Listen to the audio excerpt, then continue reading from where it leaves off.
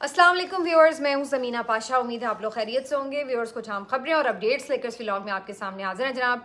खबरें बड़ी भड़कती हुई हैं। क्यों भड़कती हुई हैं? क्योंकि जो ये खबरें दे रहे हैं उन्होंने ये अल्फाज इस्तेमाल किए कि ये बड़ी भड़कती हुई खबरें हैं। लेकिन क्या ये भड़कती हुई खबरें मशकूक भी हैं? ये ज़रा जानने की कोशिश करेंगे, क्योंकि खबर आ रही है एक बड़ी मुलाकात की कि अडयाला में जी नवाज शरीफ साहब खुद जाके इमरान खान साहब से मिलने के लिए प्लान कर रहे हैं। और ना सिर्फ ये कि वो एक सुलह और सारी ये जो क्राइसिस है उसको ख़त्म करने के लिए कोशिश करेंगे, बल्कि कोई मुआहदा भी करवा लेंगे। और इसके साथ साथ पीपल्स पार्टी भी हम आवाज़ हो रही है। आज बड़ी मुख्तलिफ एक बात महमूद खान अचकज़ई साहब ने भी की। इसलिए मुख्तलिफ नहीं कह रही कि पहले सुनी नहीं है, बल्कि इसलिए कि उनका इन हालात में ये बात करना मेरे लिए काफ़ी इंटरेस्टिंग था। उसके बाद आपको बताएंगे कि इलेक्शन कमीशन एक नया वार करने के लिए कैसे तैयार है बिल्कुल। और साथ ही साथ इलेक्शन कमीशन का एक और काम शायद आने वाले दिनों में आप देखें, क्योंकि मलिक अहमद खान साहब वहाँ पीटीआई के नंबर मजीद कम करवाने के लिए पहुँच चुके हैं।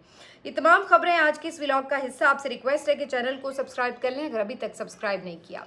तो जनाब, सबसे पहले ज़रा हॉट स्टोरी की तरफ चलते हैं, क्योंकि टॉप स्टोरी भी वही है। और ख़बर ये बेसिकली किस रिपोर्टर की है ये आइडेंटिफाई करना मुश्किल है, क्योंकि मुख्तलिफ लोग क्लेम कर रहे हैं। लेकिन जो बज़ाहिर नज़र आ रहा है कि आरिफ मलिक साहब जो रिपोर्टर हैं उन्होंने इस खबर को सबसे पहले फाइल किया है। कुछ और लोग भी क्लेम कर रहे हैं। ज़्यादा हाइप मिली जब कामरान शाहिद ने इस खबर को अपने program on the front with Kamran Shahid में कोट किया, और उन्होंने तो कहा कि उनके अपने सोर्सेज ने ये खबर दी है। तो बहरहाल खबर ये है कि जनाब मियाँ नवाज शरीफ साहब जो हैं उनके बकौल वो इमरान खान साहब से अडयाला जेल में जल्द ही एक मुलाकात करने का इरादा रखते हैं। और इस मुलाकात का मकसद ये बताया जा रहा है कि जो सियासी तलखी है उसको कम किया जाए, नफ़रत की सियासत का ख़ात्मा हो सके, सुलह जोई की जा सके आपस में सियासतदानों की, और इसके साथ साथ एक नए अग्रीमेंट की तरफ भी जाया जाए। तो ये मकसद जो है उसके हुसूल के लिए मियाँ साहब को इवन अगर अडयाला भी खुद चलकर जाना पड़ा तो वो जाने के लिए तैयार नज़र आते हैं। तो ये एक बड़ी भड़कती हुई खबर जो है वो आई है मार्केट में, और इसके ऊपर सारे शुरू हो गए कि जी ये तो बड़ी खबर ऐसी है कि जिसके ऊपर यकीन करना बड़ा मुश्किल है। कुछ लोग तो इसको बड़ा खुशाइंद करार दे रहे थे। फवाद चौधरी साहब ने तो ये तक कह दिया कि अगर ये करते हैं मियाँ साहब तो इमरान खान और मियाँ साहब दोनों जो हैं वो स्टेट्समैन के तौर पर अपने आप को तारीख में लिखवा लेंगे।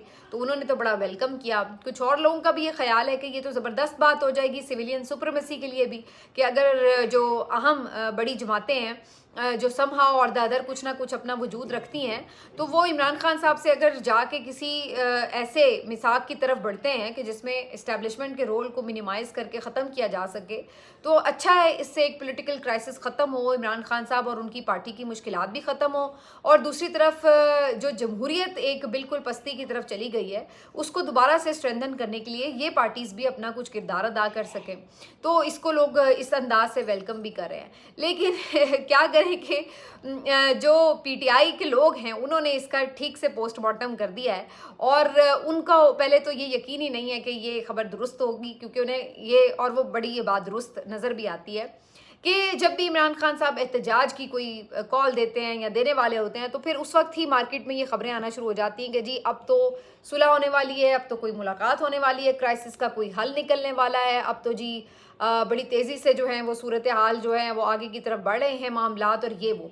तो ऐसा लगता है कि जैसे जानबूझ के ये खबरें फैला दी जाती हैं टेम्पो ख़राब करने के लिए भी, और बाद में ये कहने के लिए कि बस उस वक्त तो हल होने ही लगा था कि इमरान खान ने एहतजाज की कॉल दे दी। आप ये पिछले कई मौक़ों पर देख सकते हैं कि जब इमरान खान साहब ने 25 मई वाला जो लॉन्ग मार्च था उसकी कॉल देनी थी, उस वक्त भी कहा गया कि जी जनरल बाजवा तो सबको राज़ी कर चुके थे इलेक्शन के लिए, लेकिन इमरान खान ने कॉल दे दी तो फिर सारा काम ख़राब हो गया। इसी तरीके से फिर जब एक दफ़ा बीच में डिस्कशन हुई, वफूद बने थे, उस वक्त ये कहा गया कि जी बिल्कुल एक रजामंद हो गई थी पीडीएम की हुकूमत के हम अगस्त में तहलील कर देंगे, लेकिन उस वक्त इमरान खान साहब ने अचानक जो मुज़ाकरात थे ख़त्म कर दिए। उसकी वजह से फिर वो भी अटक गए कि अब तो हम भी नहीं असम्बलियाँ तोड़ेंगे, और बात फिर फरवरी तक चली गई। अच्छा, फिर उसके बाद अभी हाल ही में ये 26 नवंबर के मौके पे भी यही कहा गया कि जी उस वक्त तो बस रिहाई बस यूँ थी कि यूँ जो ताला है उसके अंदर चाबी डली हुई थी कि इमरान खान साहब ने और बुशरा बीबी साहिबा ने कहा कि नहीं डी चौक ही जाना है, और उसकी वजह से फिर ताला नहीं खुल सका और फिर अमवात भी हुई वगैरह वगैरह। तो ये एक आप समझ लें कि रवैया ही बना लिया गया है कि जब भी इमरान खान कोई एहतजाज की कॉल दें या देते, ज़ाहिर है वो तो दे देते हैं जब उन्हें नज़र नहीं आता कि कोई बात आगे बढ़ रही है, तो उसके बाद ये कहा जाता है कि जी अगर वो ना देते, यानी सारा मलबा जो है वो इमरान खान पर डालने के लिए ये कह दिया जाता है कि जी अगर वो उस वक्त एहतजाज की कॉल ना देते ना तो बस सब तो सुधर चुके थे बिल्कुल।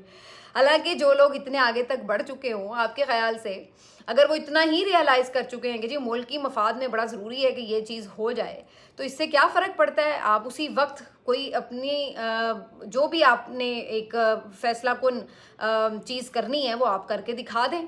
हम भी कहने वाले बने कि हाँ भाई एहतजाज की कॉल वापस ले लें, इसमें कौन सी ऐसी बात है? यानी अगर जनरल बाजवा उस वक्त ये सोच रहे थे कि जी सब कन्विंस हो चुके हैं, तो उसी वक्त कोई ना कोई अनाउंसमेंट कर दी जाती, बजाय इसके कि आप फ़ोन करके कह रहे हैं कि जी हो जाएगा। इससे तो यही लगता है कि सिर्फ उनको लॉलीपॉप देकर लारा लगाने के लिए उस वक्त कोशिश की जाती है, और जब वो उस पर नहीं आते तो फिर कहा जाता है कि हाँ देख लें इसी का कसूर है भाई, हम तो उस वक्त करने लगे थे लेकिन ये बिगड़ गया तो हम भी बिगड़ गए। तो भाई अगर आप किसी बात में पब्लिक इंटरेस्ट में मान ही गए थे तो फिर कर लेते ना। अभी भी आप ये बातें कर रहे हैं कि जी वो जाएंगे, वो यूं करेंगे, वो यूं करेंगे। अगर आप लोग इतने ही सच्चे हैं, अगर नवाज शरीफ साहब वाकई बड़े कोई एकदम महात्मा बन गए हैं और उनको लगता है कि जी जमहूरियत का दोबारा से उन्होंने अलम जो है वो उठाना है और उसके बाद वोट को इज्जत दो का नारा भी लगाना है, तो सबसे पहला काम जो वो कर सकते हैं, जिस पे यकीन भी बंदा करे, तो वो ये तो कर सकते हैं ना कि यास्मीन राशिद साहिबा की रिहाई का बंदोबस्त करें। ये तो एक दिन की बात है, ये तो वो कर सकते हैं ना कि आके एक अनाउंसमेंट करें कि जी मैं नहीं जीता हुआ, जो जीता हुआ है उसको दें। चलें आप में इतनी ग्रेस नहीं है कि आप ये माने, तो वैसे ही रिज़ाइन कर दें, पता लगे कि हाँ भाई इस बंदे में ज़मीर नाम की कोई चीज़ है, और सब कहें कि जी वाकई इन्होंने कुछ रियलाइज़ किया है कि नहीं जी जमहूरियत को बड़ा नुकसान पहुंच गया है। वैसे तो इट्स टू लेट ना हो, लेकिन चलें अभी भी अगर आप रियलाइज़ कर लें तो आपको फिर भी कोई कहे कि हाँ भाई अगर उन्होंने ये किया तो उसके बाद रियलाइज़ करके जमहूरियत को बचाने के लिए भी वो कुछ कर रहे हैं। मतलब आप लोग 1 इंच जो है वो कुछ डिलीवर ना करें, लेकिन आप खबरें यूँ फैला दें कि जी हम बस करने ही। अब ये क्यों ये बातें फैलाई जाए ताकि कल को जब इमरान खान एहतजाज की कॉल दें तो ये कहें हाँ जी हम तो बस ये करने वाले थे, मियाँ साहब तो बस यहाँ तक पहुँचने वाले थे, वो गाड़ी में बैठ चुके थे डाला में जाने के लिए, लेकिन इमरान खान ने यूँ कह दिया वो कर दिया तो उन्होंने गाड़ी वापस मोड़ ली। भाई अगर आपने इतना दिल बड़ा कर लिया है तो फिर कुछ अपना छोटा मोटा ऐसा एक्शन तो दिखाएं जिससे लगे कि जी आप वाकई सीरियस हैं। तो बज़ाहिर ये जो चीज़ें हैं ये सिर्फ अटेंशन डाइवर्ट करने की और इस तरह की खबरें लगती हैं। मियाँ साहब में इतनी अगर माजरत के साथ ग्रेस होती तो वो ये जुर्रत ही ना करते कि यास्मीन राशिद से हारी हुई सीट के ऊपर जाके असम्बली में बैठ जाते। उनके तो बहुत से कारकुन और दीगर जो रहनुमा हैं PMLN के वो अच्छे निकले, जिनके 1-2 के तो मुझे नाम भी याद नहीं है, लेकिन उन्होंने मना कर दिया कि यार हम नहीं लेते हारी हुई सीटें। ख्वाजा साद रफ़ीक साहब से वैसे आप इख्तिलाफ करें, लेकिन कम अज़ कम उन्होंने इतनी ग्रेस का मुजाहरा किया। और भी हैं 3-4 लोग, खुरम दस्तगीर साहब हैं, और भी लोग हैं जिन्होंने कम अज़ कम हारी हुई सीटें कबूल नहीं की। मियाँ साहब में तो इतनी सी भी ग्रेस नहीं है, और ये जाएंगे जी कि भाई मैं जाके जो है वो मसले का हल निकालूं। भाई अच्छी बात है, अगर आप में है तो सबसे पहले तो ये काम करें जो करना है, लेकिन इस तरह की बातों पे फिर इसलिए बिलीव नहीं होता क्योंकि ये एक ट्रैक रिकॉर्ड हमें नज़र आता है। और अगले ही लम्हे हनीफ अब्बासी साहब दूसरे एक प्रोग्राम में आते हैं और आके फरमाते हैं कि जी मियाँ साहब ने तो ऐसी कोई बात नहीं की हमारे पार्टी लीडर्स के साथ, और दूसरी बात ये कि अगर मियाँ साहब जाने के लिए तैयार हों तो सबसे पहले तो PTI वालों को चाहिए माफ़ीनामे लिख कर ले आएँ। तो अगर कोई किसी तरफ सोच भी रहा हो तो दूसरी तरफ स्पॉयलर्स बहुत सारे होते हैं जो फ़ौरन इस तरह के स्टेटमेंट्स देने की कोशिश करते हैं जिससे आपको लगता है कि सारा माहौल वहीं पे ख़राब हो जाता है।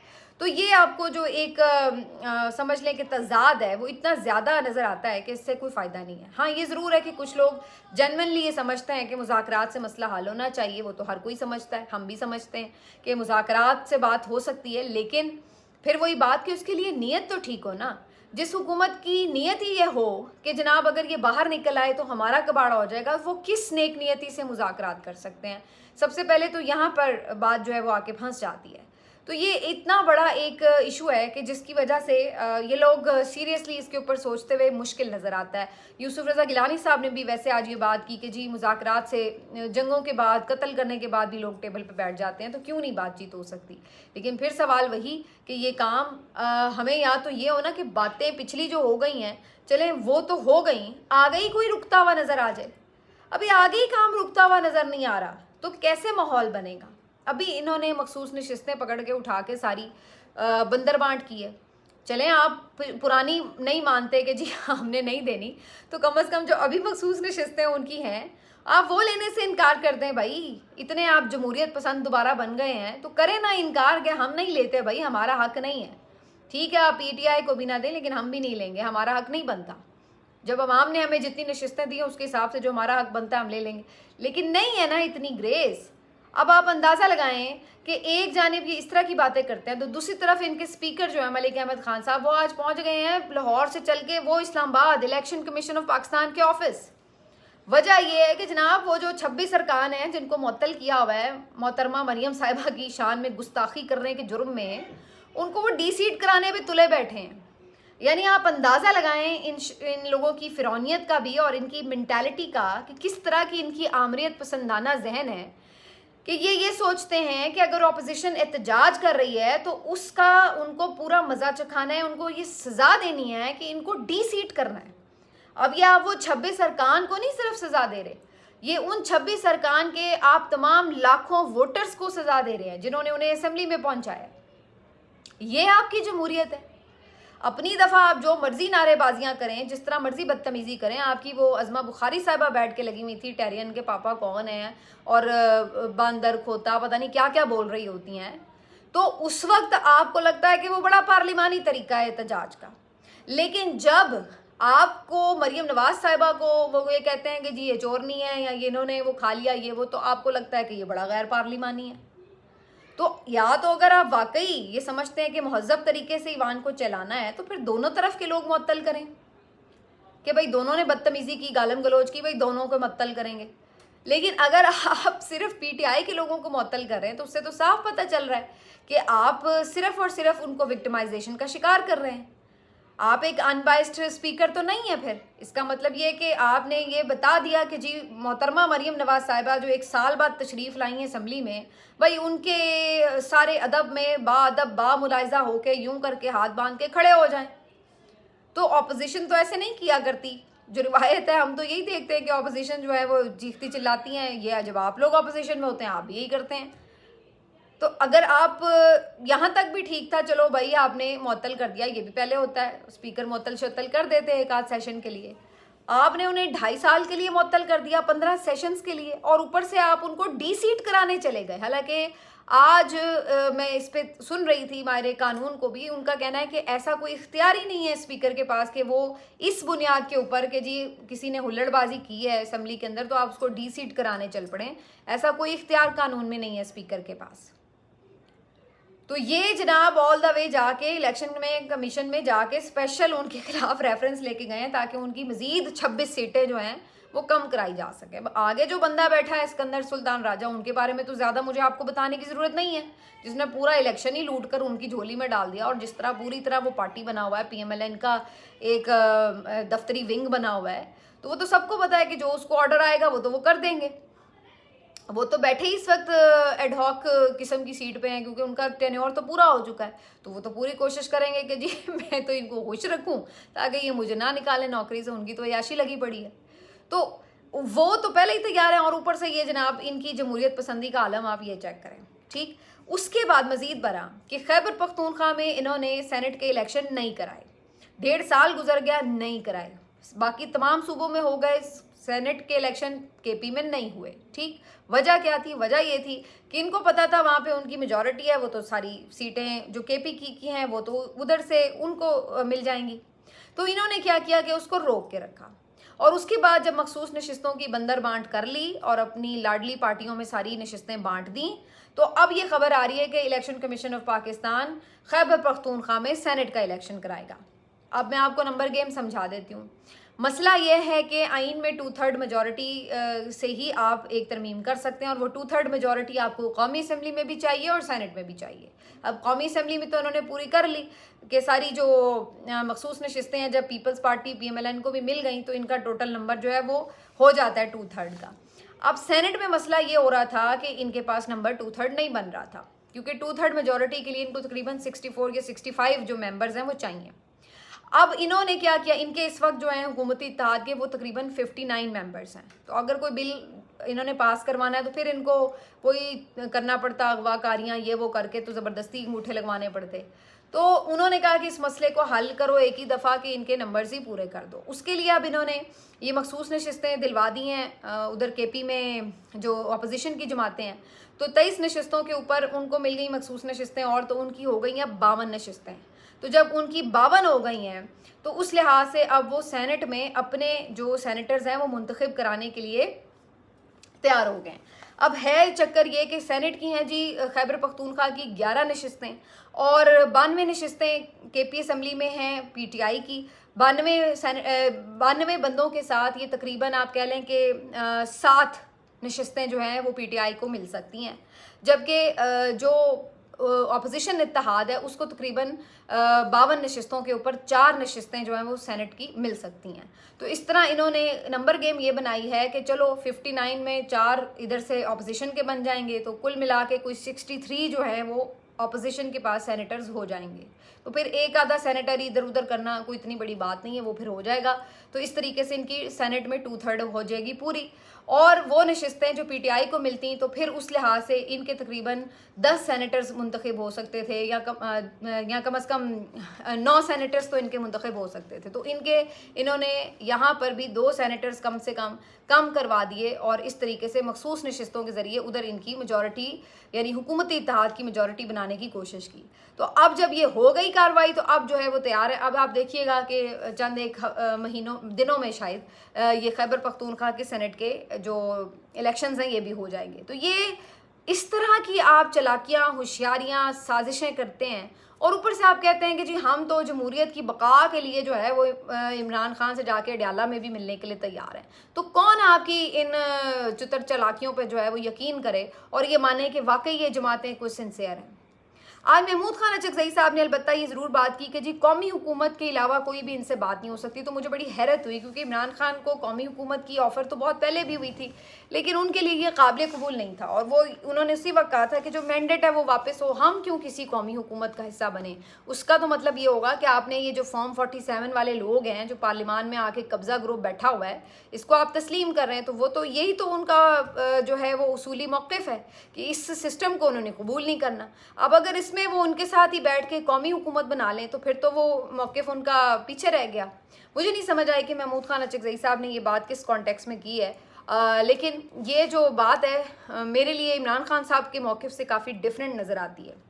लास्टली जी 2 आपको ख़बरें मैं और छोटी छोटी दे दूँ।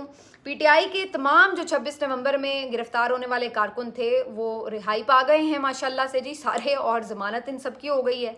5300 कारकुन थे ऑलमोस्ट जो 26 नवंबर के बाद गिरफ्तार हुए थे, और आहिस्ता आहिस्ता आहिस्ता इन तमाम लोगों की रिहाइयाँ हो गई हैं, और आज आखिरी जो 19 कारकुन थे वो भी जेल से रिहा हो गए। इनके भी मुचल के जमा हुए, और बाहर निकलते ही इन्होंने फिर खान के नारे और खान की रिहाई के मुतालबे जो थे वो शुरू कर दिए। तो ये भी एक हैरत अंगेज़ बात है। 7 महीने से कारकुन जो था वो जेल में था, बाहर निकला तो पहला नारा उसने इमरान खान का लगाया है। तो कारकुनों का जज्बा, मैं तो ये समझती हूँ आप लिटरली ये बात माननी पड़ेगी कि एक तरफ इमरान खान, दूसरी तरफ उसके कारकुन और आवाम बेलौस, ये लोग हैं जो कि डटे हुए हैं, जिनके वाकई आपको जिसको कहते हैं ना कि कोई लर्जिश नज़र नहीं आती, कोई लग़्ज़िश नज़र नहीं आती अज़्म में, ये वो लोग हैं। तो बहरहाल ये निकल आए हैं। ये खबर अलबत्ता मिली है कि अली अमीन गंडापुर साहब ने इन तमाम कारकुनों के मचलके वगैरह जमा कराए हैं। तो ये कम अज़ कम अच्छी बात है कि उन्होंने अपने कारकुनों का पूरा पीछे जो माली प्रॉब्लम्स थे उसके हालात के पेश नज़र मचल के वगैरह जमा कराए। आज एक अच्छा काम खदीजा शाह ने किया क्योंकि इनके पिछले दिनों कारकुनों की जो मुसलसल अमवात की खबरें आई कि हेपेटाइटिस से हो रही हैं, तो इन्होंने आज कोट लखपत जेल के बाहर एक हेपेटाइटिस स्क्रीनिंग कैंप लगाया और उसमें तमाम जो इनके कारकुन पेशियों वगैरह पे आते हैं उनके लिए फ्री टेस्टिंग की सहूलत थी कि वो आके अपना हेपेटाइटिस का टेस्ट करवाएं, ताकि जो कारकुन भी पहले जेल में रहे, अब चाहे ज़मानत पर भी हैं या स्टिल कैद में हैं, तो उनको कम अज़ कम ये स्क्रीनिंग का एक जो मौका है वो मिल सके, और अगर खुदा न खास्ता किसी में कोई इब्तदाई अलामात हैं तो उनका इलाज मुआलजा हो सके। तो ये एक अच्छा नेक काम है वैसे जो किया गया, और अच्छा समझदारी का काम भी है, ये बहुत ज़रूरी भी था। तो बहरहाल जी ये आज की तमाम ख़बरें, और इन ख़बरों के साथ जो है आज अभी आपसे इजाज़त चाहते हैं, अगले व्लॉग में मुलाकात करेंगे। अपना ख्याल रखिए, अल्लाह हाफ़िज़।